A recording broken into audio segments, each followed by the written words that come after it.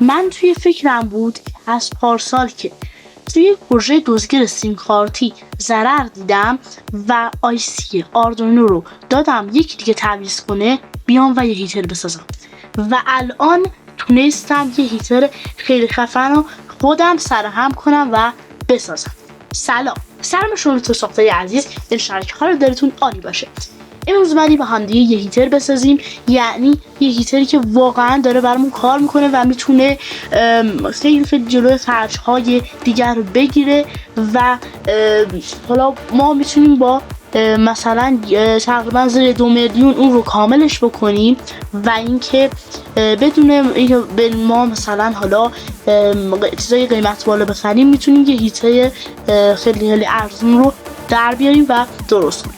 چون که قیمت هیتر الان تقریبا از 4 میلیون 5 میلیون شروع میشه میره بالا، من تصمیم گرفتم که امروز یه هیتر بسازم و الان تونستم که کاملش کنم. همینجور که میبینید ما نیاز به چیه؟ اول اینکه نیاز به یه دسته هیتر داریم که حالا دسته هیتر گرداش من خریدم به خاطر حالا این سیم کوچیکش و این حالا لوله کوچیکش یه ذره باد کند میشه فشارش، و حالا بازم اشکال نداره، ولی اگه خیلی بادتون کند شد باید به فکر خریدن مثلا حالا دسته هیترهایی که این لوله‌اش بزرگتر باشه و فشار باد بیشتر بزنه باشید. این از این و اینکه نیاز به یه جتفن دوبل ما میتونه کار انجام بده که حالا باد زیاد از پشت نزنه و ما مثلا پرتی باد و حالا این نمیدونم هدر رفتن باد رو کمتر داشته باشیم و اینجوری کارا هم بهتر میشه. نیاز به یه دونه تبدیل شیر داریم که تبدیل شیر گاز هستش، یعنی سر شیر گاز رو تبدیل میکنه به لوله کوچیک که حالا من چسبونی زدم کردم توی بطری و نیاز به یه سر بطری نوشابه داریم. خب بعد از این دیگه نیاز به چی داریم؟ بعد از این نیاز به یه دونه ماژول دیمر 12 ولت داریم که حالا شما می‌دونید دیمر 4.5 تا 12 ولت بخرید که این قشنگ اوکیه و براتون کار میده و عالیه. دور این حالا جتفنمون یه ذره فوم بپیچیم. حالا من فوم از این فوم رنگی ها پیچیدم دورش برای که بهتر بشه کارش و بتونم راحت‌تر داخل این بطری جاش بزنم و هوا هم بیرون نیاد. این تا اینجا. و دیگه هم نیاز به یه دیمر 220 ولت داریم، دیمر 2000 وات 220 ولت 4000 بگیرید دیگه خیالتون بهتر خطه. و این هم از دیمر 220 مون من دوتا حالا این ولوم توی هم این دیمر بود، ولوم این دیمرم خودش جدا ولوم برای خودش داشت، این دیمرم دیمر 12 ولت مونم همین جدا براش ولوم داشت برای خودش، ولی من اومدم ولوم این دیمر 220 ولت رو عوض کردم از بزرگ و دیمر این 12 ولت رو دادم به این 220 و یه حالا ولوم یه دونه ولوم از قبل داشتم که این ولوم رو بذارم برای این که کوچیک‌تر هستش، چون که توی جعبه‌ای که خریدیم راستی یه جعبه هم می‌خواد از این جعبه‌های قبل که توی جعبه‌ای که خریدیم ما باید بالای سر هم اینها رو جا بزنیم و این ولوم بزرگ جا نمیشه تو این قسمت، تا که این قسمت جا بشه جای پایینی رو میگیره و به هم دیگه گیر میکنن. برای همین من حالا ولوم ها رو هر دوتا رو انتخاب کردم. اینا همه اینایی بود که میخواستیم و قدم بعدی هم یه دوشاخ داریم پلاس یه تیکه سیم و حالا سیم هم قوی باشه یا دوشاخ هم همینجور دوشاخ هم قوی باشه. نیاز به آداپتور 12 ولت داریم که برای فنمون که میخوایم باید استفاده بکنیم حداقل 2 آمپر باشه، نیم آمپر و 1 آمپر هم بسشه، ولی حداقل 2 آمپر باشه که فنها رو جواب. میریم برای سیم کشی. اولین کاری که هست ما باید 2 تا سیم اینجا با هم دیگه وصل کنیم. یکی سیم نارنجی و قرمز این جتفن هست و یکی هم سیم مشکی و خاکستری این جتفن. اینا رو با هم دیگه وصل کنیم و 2 تا سیم مستطرفی ازش بکشیم بیرون و بعد اینو وصل کنیم به این. و اینکه من اینو توی قسمت اول این جعبه قرار میدم، این باکسیمون ببینید من این تیکه قرار میدم اینو و الان دیگه جاش فیت میشه و عالی میشه و دیگه سیم کشی دارم انجام میدم از این تیکه‌ای که حالا این لوله که درست کردیم میره، از همین تیکه سیم ها دیگه میاد بیرون و بطری هم اینجا قرار میگیره.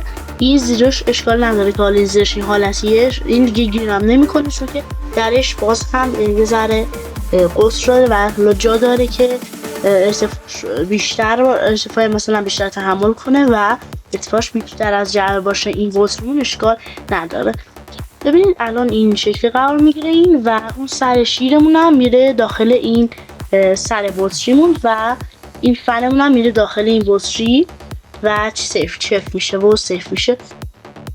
خب آقا چیزی که میخوام در مورد نمایشگر بگم این هست که این نمایشگر ما پشتش نمیشه 70 تا 200 تا 500 ولت AC و اینکه واقعا 70 ولت نیست. ببینید این بالا نوشته، حالا زیاد تو رو معلوم نیست ولی واقعا 70 نیست. این تا 65 نمیدونم 50 و اینا رو بهتون جواب میده. همین چیزی که این ماژول میتونه آخرین حالا مثلا ولتاژ رو به ما بده که 50 ولت آخرین ولتاژ AC خروجی این ماژول هست. خب به پتانسیومتر این ماژول هم نداشته باشید و اینکه این حالا چیزا اینم حتما بذارید داخلش و این یه دونه حالا سیستم سوکت ها داره که امن‌ترش میکنه کارمونو. اینو راحت اینجوری بزنیم داخلش که کار در میاد و میتونیم مستطرفی وصل به اوت حالا این ماژول کاهندمون. خب آقا این تا اینجا رسید و خیلی خسن شد. همینجور ببینید من یه دونه از این چسب دو طرف رو بردم که بیام زیر این بزنم، زیر این قسمت بزنم که این قسمت کامل بره بشینه کف اینجا و دو لایه هم چسب میزنم که کم کاری بشه. من سیمای اینم که اشتمال رو وصل کنم داخل حالا این و همه سیگاش کامله. ولوم هم در آوردم و با حالا یه دونه مهره انداختم بینش رو. ببینید این ولوم فنمون هست، اینم ولوم المنتمون هست که سفیده. حالا اینا جابجا کردم دیگه برای اینکه نمیشد. بعد بریم برای درست کردن سر این در میاد از اینجا.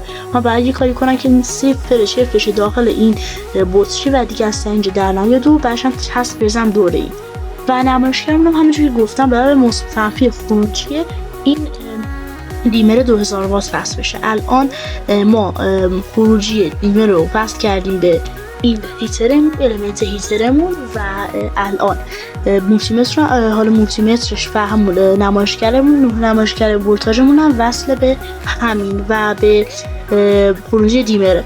الان ورود دیمر هم باید وصل بکنم، یعنی اینجا یه جای سیم کشیدم که بیام دیگه کامل مستقیم یه سیم بدم با یه سر دو شاخ. ببین یه تیکه از این سیم ها با سر دو شاخ که حالا داره بدم داخل این و از اینجا هم وصلش کنم، داشتم دورش چسب بزنم که نیاد بیرون، محکم کاری و سیف کاری بشه و بعد از اون دیگه کامل میشه این تیکه و این قسمت. بعد دیگه باید بریم سراغ قسمت پایانی که قسمت پایانی میشه این آداپتور اینجا، جک آداپتور اینجا که من این آداپتور رو جاشو در آوردم ولی آداپتور من نمیره داخل اینجا و ببینم که چه فکر بعدش بکنم که این راحت بره داخل اینجا و اوکی باشه. من هم چه سری کارها انجام میدم و بعد دوباره براتون فیلم میگیرم. خب آقا این تا اینجا رسید. من اومدم دیگه سیف کردم و الان باید فقط چسب کاریاشو انجام بدم و چسبشو بزنم. تیکه باز سیف شده، سیمکشی هم که اینجا انجام شده، همونجوری میبینید اوتو اینو وصل شده. اینجا هم باید مستطرفی رو رعایت کنید توی ماژول که مستطرفی رو بزنید که ماژولمون میسوزه.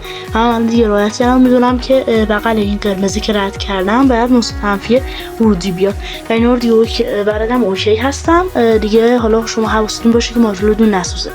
این از این و ببینید این قسمت حالا سریع جک آداپتور رو که من یه دونه خریده بودم، این رو فکر کنم توی فیلم قبلم گفتم این سریع کار نمی‌کرد و اصلا آداپتور جدید نمیره توش ولی قدیمی ها میره توش، سر قدیمی ها که برای دوزگی سیم کارتی استفاده کردیم.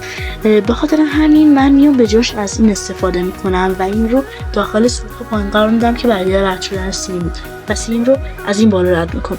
این هم یه حالتی داره که یه پوشش وصل میشه و بسته میشه که خلاصه بیاد. اینها ببینید بهتون نشون بدم، خلاصه بیاد و یه تیکه سیم مثلا از جعبه اون بیاد بیرون و این سرش باشه و بعد آداپتور بره توش که من دوست داشتم این اتفاق بیفته و من اینو میکنم داخل جعبه و میام از پشت این سیاه رو میبندم و سیم کشی ها میدم این داخل به سمت حالا این جت پنمون و تنظیم کننده دور جت پنمون. خب آقا چسبکاری این هم انجام شد. الان این مخزن بادمون سیف شد، همه چی اوکی شد، همه چی که میرن روی ما هم سیف شده و اینم از دسته هیتره که نازل ایناش هم جور کردم و نازل روغن فرکسون هم خریدم دیگه، همه چی اوکیه. الان فقط باید بریم برای چی؟ فقط باید بریم برای سیم کشی. اینجا ما یه سیم برق 220 نداریم و یه سیم برق 12 ولت زنه. 12 ولت رو من الان اونجا گذاشتم که لحیمش کنم و مثبتم داخلشه، یعنی این چیز کوچیک، این تیکه کوچیک اینجا، و منفی هم این سیخ درازه بیرون هستش. اگه تو دوربین درست بیفته این چیز درازه بیرونشه. و الان اینجا ما فقط باید بریم برای سیم 220 رو رد کنیم از داخل این بالا و حالا یه چیزی بذاریم که این سیم رو نگه داره و اصلا باید دور سیم کامل چسب بزنیم و سفتش کنیم که تکون نخوره. و اینکه اینم باید من بچسبونم، اول از سیم رد کنم و بعد اینو بچسبونم و بعد سیم رو سفتش کنم که اندازه های سیم معلوم بشه و یواش یواش پروژه رو عالی جمعش کنیم انشالله که کار بکنه و همینش که اون موقع من قبل از این حالا فیلم گرفتن تست کردم عالی روشن بشه، کار بکنه و گرم بشه. انشالله که شما لذت برده باشید، همراه ما باشید.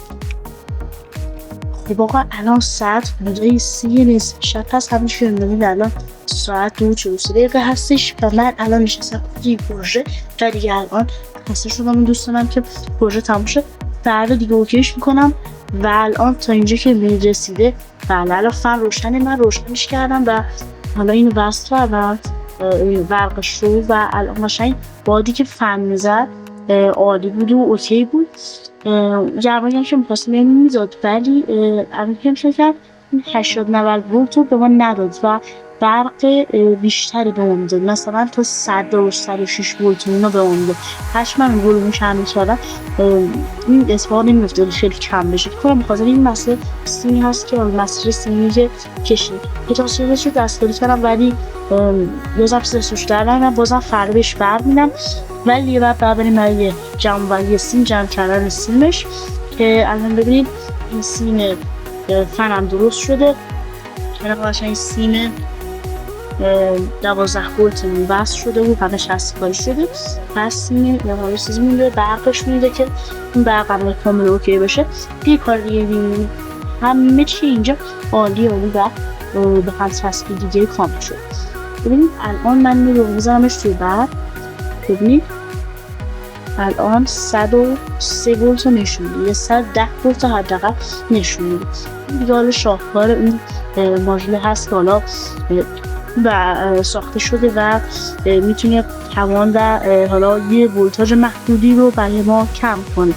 مثلا این حالا تو 50-60 ولت هم کم میکرد ولی این نمایشگر درست روشون نمیده و بعد با مولتیمتر اندازه بگیرم.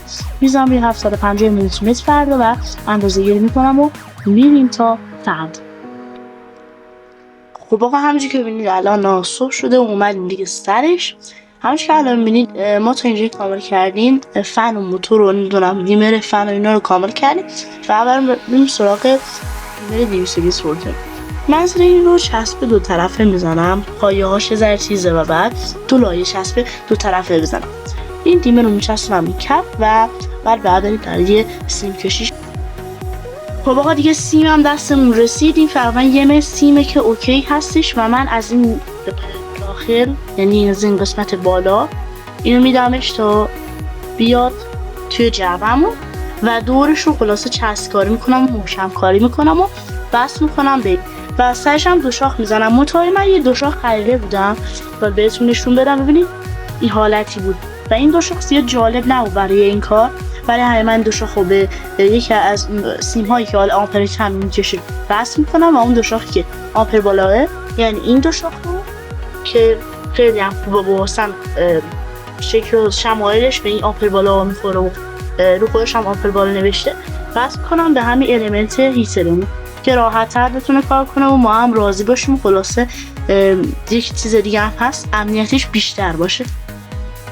خب آقا اینم از اینجا الان کامل شد. ببینید سیم قشنگ الان کشیده شده، این سیم اومده و این هم جای سوکت آداپتور هستش و الان سوکت آداپتور ما و این سیم که حالا سرش رو من پیدا کنم. بله این سیم الان با هم دیگه وصل و الان باید کلید راکر بذاریم برای قطع کردن المنتمون، چون که حالا این فنمون خودش حالت قطع کن داره ولومش، ولی المنتمون نه و باید یک کلید راکر بذاریم. من میام جای کلید راکر رو سوراخ میکنم و سینکش هم انجام میدم. سینکش هم راحته، همون حالا یکی از این دو پایه ها بگین خیلی خیلی راحت تره، ولی پایه از این سمت حالا صفر، پایه اول و دوم رو باید بهش یکی ورودی وصل کنه و یکیش هم خروجی. حالا یا فاز باشه یا نور فرق نداره، ولی بعد اینجا یه قطعی داشته باشیم که برق قطع کنه و نذاره که برق عبور پیدا کنه. خب آقا اینم تو کلیدش، اینم از کلیدش عالی شد و اوکی شد. فقط یه شکل و شمایش جالب نشد چون که زیاد من بردم و چون که من مته کاجی نداشتم دیگه مجبور شدم که از این کلیده این شکلی بذارم و یه کوچولو شکلش زیش رو بخاطر اینکه بغلش یه ذره سوخت، ولی اشکال نداره چون که پشتشه. و الان باید بریم برای چی؟ الان باید بریم برای اینکه دیگه آخر سیمکشی رو کامل کنیم و اینکه من سر این رو دو شاخ بزنم و سر آخر این سیم رو دو شاخ بزنم، یه تست بگیریم و بعد درش رو دیگه ببندیم. ایشالله که الان که من دیگه دو شاخ زدم و تستش کردم عالی کار کنه. خب آقا الان عالی شده، دیگه آماده شد. من تستش کردم، الان هم گرم هستش و فکر کنم یه روی 90 و 100 درجه و اینا باشه. من تستش هم عالی ببینید فنش هم کامل قشنگ باد میده. اینا خاموش کردن فنشه، خاموش روشن کلیده هم پشتش هستش قشنگ برای برقشه. ببینم داخلشه دیگه، داخلش هم چیز دیگه ای نمونده دیگه. باید بریم برای جمع کردنش و خلاصه بستنش. من گوشم که الان هیتر یخ بشه. فقط یه چیزی که هست باید ما یه جایی بذاریم براش، چون چه هیترهای دیگه داره، یه جایی بذاریم که میتونیم دست هیتر رو داخلش قرار بدیم و این دست هیتر موقعی که میخواد یخ بشه داخل اونجا قرار بگیره. من اونو حالا با یه لوله پی وی سی دیگه میکنم که حالا دم دستم بود پیدا کردم. ببینید با این لوله پی وی سی یه ذره بعد جاشو در بیام اونجا، حالا با یه چیز دیگه که بتونه این خلاصه وایسه و یه حالت خایل برای این دسته هیتر ما باشه. این هم از این پروژه بود. انشالله که لذت برده باشید. بازم همراهمون باشید که بریم با هم یه تست بگیریم. آخر ویدیو هم یه تست خیلی خفن داریم. خب آقا این هم از این خیلی عالی خفن شد. همونجوری که می‌بینید من این حالا حالت دست رو اضافه کردم، درست کردم. اینجا ما اومدم یه لوله پی وی سی خیلی کوچیک برداشتم و داخلش رو یه ذره اینجا رو بریدم دو جا رو و یه تیکه از وسط کندم و نقشو کردم این وسط و حالا خلاصه یه تیکه از این وسط هم شکاف و که حالا این چسبش بزنم مشکل نداره، ولی این گشاد بشه بعد حالا یه فکری برش بکنم مثلا دیگه یه اتفاق نیفته و اینکه این یه لوله پی وی سی بزرگتره بذارم این اتفاق دیگه نمیفته و گشاد نمیشه و ترک نمیخوره این قسمتش. حالا این اشکال نداره ولی هیترمون خیلی عالی و خفن در اومده. انشالله که شما لذت برده باشید. یه تست میرم ازش میگیرم و توی فیلمم حالا انشالله شما میبینید. خب آقا میریم برای شروع کار با هیتر. اولی چیزی که رعایت کنیم اینه که پنس داشته باشیم و یه ذره روغن فلاکس هم داشته باشیم. اینا حالا روی بردمون آغشته کنیم بمالیم به بردمون و من میخوام یه آیسی از اینجا در بیارم. میام و اول بار حالا هیتر رو روشن میکنم. ببینید اول دکمه پشت اول باد رو میگیریم، باد رو روشن میکنیم و الان باد روشن میشه. باد رو توی یه رنجی میذاریم و حالا دکمه پشت هیتر رو میزنم. 37 درجه نشون 37 درصد 37 ولت نشون میده، اشتباه گفتم. این رو ما میتونیم بالا پایین ببریم و این هی متغیره. الان تقریبا روی 80-90 باید بزنیم. بعد 80-90 ببینید الان روی 80-90 هستش و باید بزنیم که هیترمون گرم بشه. من دست هیتر رو به سمت بالا میذارم و قشنگ گرم میشه و همه چی اوکی بشه. فشار هوا رو بالا میبرم.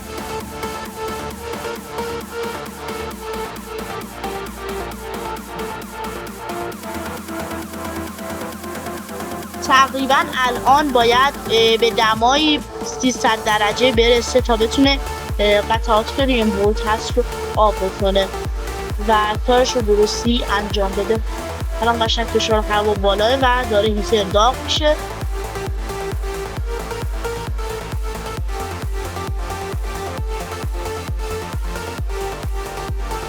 روغن فلکس هم میاریم و کم کم دیگه روی قطعمون این روغن رو بمالیم که کارمون رو با هیترمون شروع کنیم. خب من میمالم یه ذره از این روغن فلکس همسم به این قطعه‌ای که میخوام بردارم.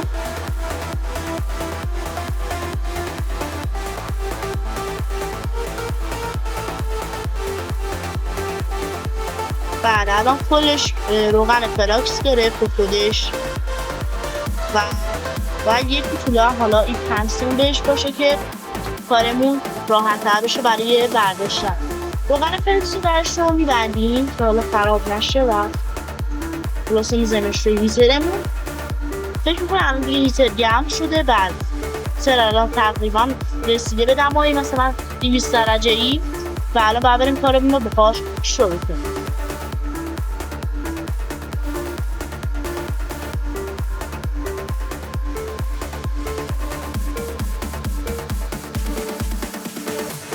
هیتر رو ثابت نگه نمیداریم و باید این هیتر رو بچرخونیم که روغن فلاکس هم پخش بشه و پایه ها در بیاد.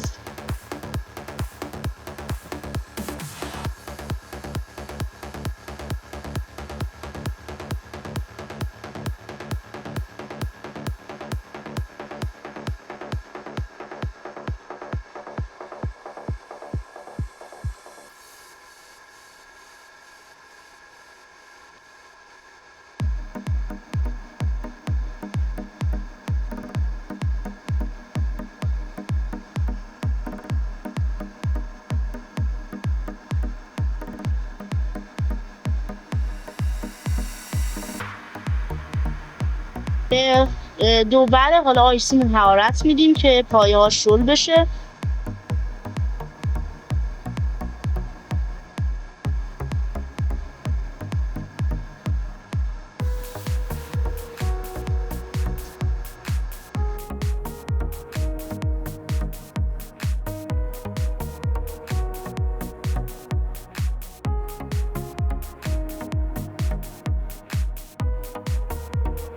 بله و همینجور که میبینید قشنگ الان آیسی ما برداشته شده از روی این بورد. بله ببینید آیسی ما قشنگ از روی بورد برداشته شد و کار ما خلاصه با هیترمون تموم شد. برقش رو کم میکنم، دکمه خاموش کردن چیز رو زدم، دکمه خاموش کردن برق رو زدم و برق الان رفت. اینم از آیسی ما در اومد قشنگ و الان فشار باد رو باید ببریم بالا و بذاریم که هیتر یخ بشه.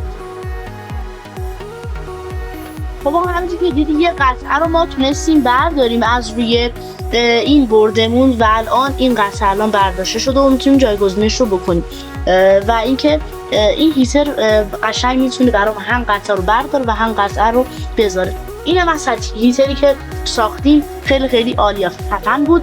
انشالله که لذت برده باشید. ممنون از که کردید. خدا نگهدار.